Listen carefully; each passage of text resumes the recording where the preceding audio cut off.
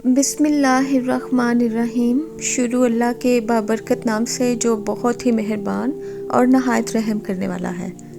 حضرت یوشع بن نون علیہ السلام مصر میں پیدا ہوئے اور ان دنوں وہاں فرعون کی حکومت تھی۔ آپ کا بنی اسرائیل سے تعلق تھا اور حضرت موسیٰ علیہ السلام کے آپ خادم حاض تھے۔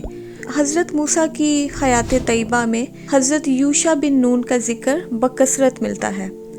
روایات کے مطابق حضرت یوشع حضرت یوسف علیہ السلام کے پڑپوتے تھے۔ مورخین نے آپ کا نسب یوں بیان کیا ہے: یوشع بن نون بن فراہیم بن یوسف بن یعقوب بن اسحاق بن ابراہیم۔ سورہ کہف میں 2 جگہ حضرت موسیٰ علیہ السلام کے ایک نوجوان رفیق حاض کا ذکر ملتا ہے، اور ایک روایت ہے کہ حضور اکرم صلی اللہ علیہ وآلہ وسلم نے فرمایا کہ وہ جس نوجوان رفیق حاض کا ذکر ملتا ہے وہ حضرت یوشع بن نون ہی ہے۔ حضرت موسیٰ علیہ السلام بیت المقدس آزاد کروانے کے لیے قوم عمالقہ سے جہاد کرنے گئے تو بنی اسرائیل نے لڑنے سے انکار کر دیا اور کہا کہ تم اور تمہارا رب لڑو، ہم تو یہیں بیٹھے ہیں۔ اللہ تعالیٰ نے انہیں اس سرکشی پر صحرائے طیہ میں قید کر دیا، جہاں وہ 40 سال بھٹکتے رہے۔ حضرت موسیٰ علیہ السلام، حضرت ہارون علیہ السلام اور حضرت یوشع بن نون بھی ان کے ساتھ تھے۔ بنی اسرائیل کے وہ تمام لوگ جنہوں نے جہاد کرنے سے انکار کر دیا تھا اس طویل عرصے میں مر گئے۔ ایک دن اللہ تعالیٰ نے حضرت موسیٰ علیہ السلام کو حکم دیا کہ بنی اسرائیل کے 12 قبائل میں سے ہر قبیلے کا ایک نقیب مقرر کریں اور انہیں اپنے قبیلے کی قیادت اور جہاد کی تربیت اور دیگر معاملات کی ذمہ داری دے دیں۔ دراصل یہ ساری تیاری قوم عمالقہ سے جہاد کے لیے تھی۔ قرآن کریم میں ارشاد باری تعالیٰ ہے، جس کا ترجمہ ہے: اور اللہ نے بنی اسرائیل سے وعدہ لیا اور انہی میں سے 12 سردار بنائے، اور اللہ نے فرمایا میں تمہارے ساتھ ہوں اگر تم نماز قائم کرو، زکوٰۃ ادا کرو اور میرے رسولوں پر ایمان لاؤ، ان کی توقیر کرو اور اللہ کو قرض حسنہ دو تو میں تم سے تمہاری برائیوں کو دور کر دوں گا اور تم کو ایسے باغات میں داخل کروں گا جن کے نیچے نہریں بہتی ہوں گی۔ بس جس نے تم میں سے اس کے بعد کفر کیا تو بے شک وہ سیدھے راستے سے گمراہ ہوا۔ سورۃ مائدہ آیت نمبر 12۔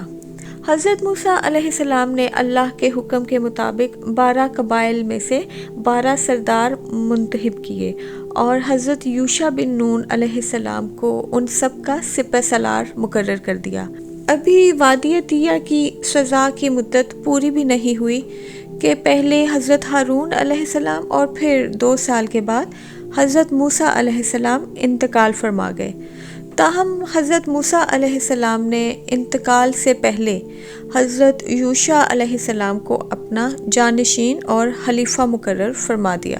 کئی مفسرین نے لکھا ہے کہ انہیں نبوت بھی عطا کی گئی تھی۔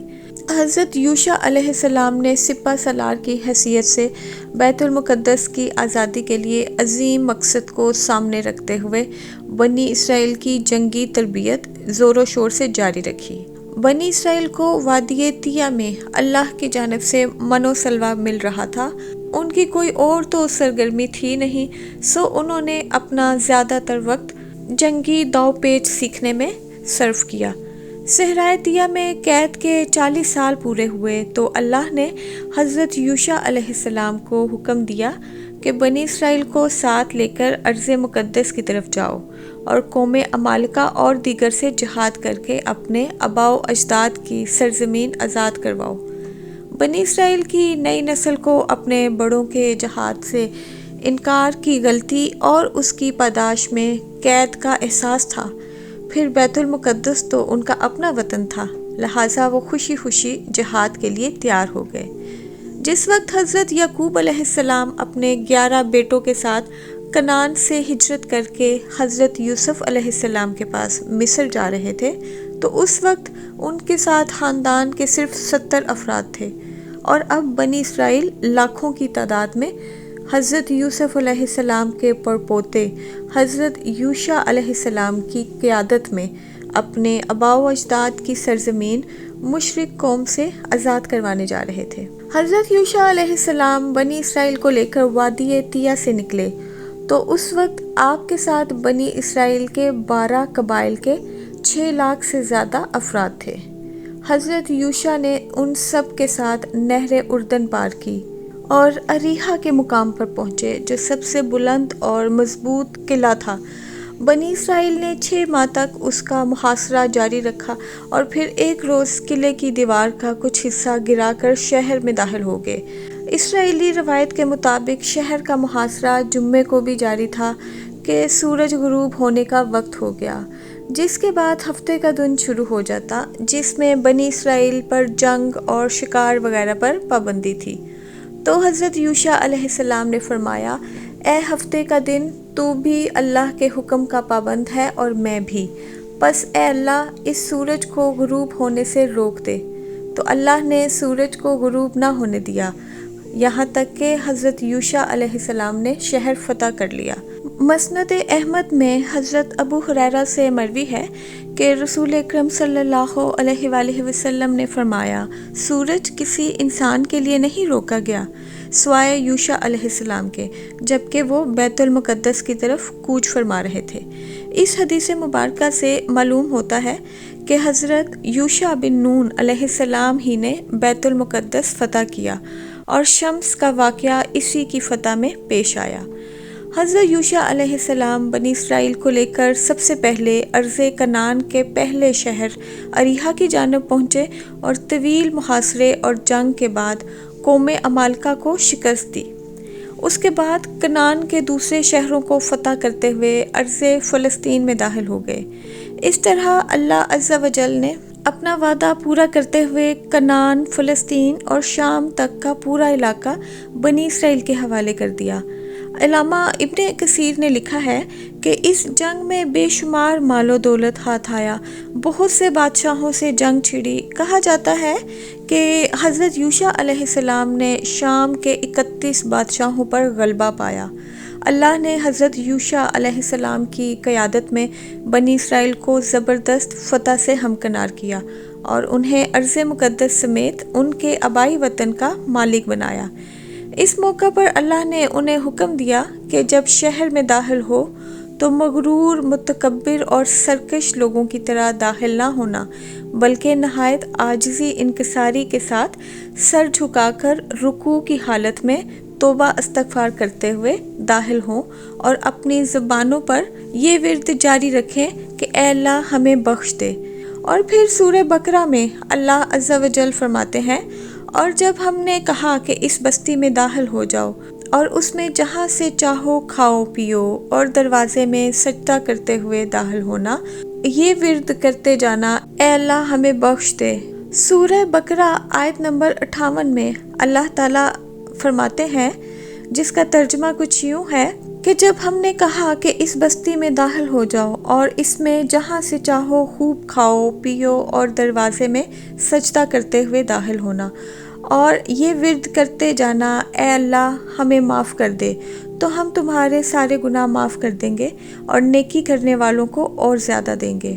حضرت یوشع علیہ السلام نے بنی اسرائیل کو اللہ کے یہ احکامات بتائے، واعظ و نصیحت کی اور انہیں ان احکامات پر عمل کرنے کی تاکید فرمائی، لیکن سرکشی اور ناشکرا پن تو قوم بنی اسرائیل کی فطرت میں شامل تھا۔ انہوں نے حضرت یوشع بن نون علیہ السلام کی ہدایت کی پرواہ نہ کی اور اللہ کے حکم کی نافرمانی کرتے ہوئے توبہ استغفار کی بجائے غرور اور تکبر سے اکڑتے اتراتے ہوئے شہر میں داخل ہوئے۔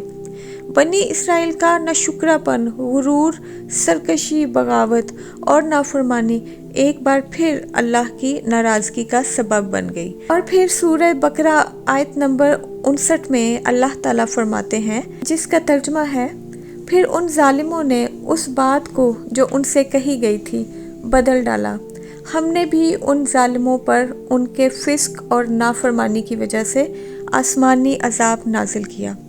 تو دراصل جب کوئی قوم اخلاق و کردار کے لحاظ سے زوال پذیر ہو جائے، احکام الہی کا مذاق اڑانے لگے، غرور، تکبر، سرکشی، نافرمانی میں مبتلا ہو جائے اپنے رسولوں کے احکامات ماننے سے انکار کر دے تو پھر آسمانی عذاب کا آنا یقینی ہے۔ حضرت یوشع بن نون علیہ السلام کو اللہ نے عظیم کامیابیوں سے ہمکنار فرمایا۔ بنی اسرائیل کا ارض مقدس پر قبضہ مستحکم ہو گیا اور اس میں امن و اطمینان کے ساتھ وہ لوگ رہنے لگے۔ تو اللہ تعالیٰ نے حضرت یوشع بن نون علیہ السلام کو اپنے پاس بلا لیا۔ اس وقت ان کی عمر 127 سال تھی۔ حضرت یوشع حضرت موسیٰ علیہ السلام کے بعد 27 سال زندہ رہے اور آپ کا انتقال ارض کنعان میں ہوا اور اپنے آباء و اجداد کی قبر کے پاس آپ کی تدفین ہوئی۔